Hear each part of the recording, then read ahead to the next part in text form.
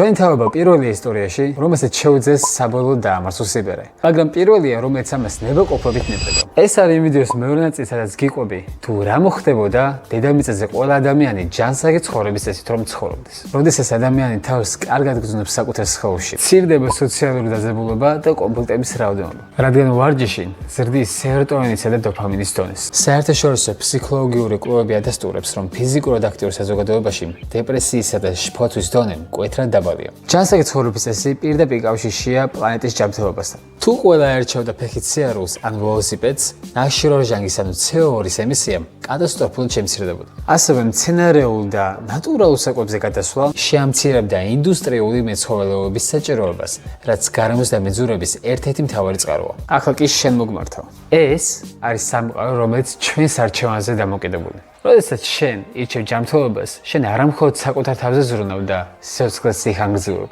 არამედ საკუთარ პლანეტასაც კურნავ. მოკლედ დაკავდი ჯანსაღი ცხოვრების წესით და იქნები ბედნიერი.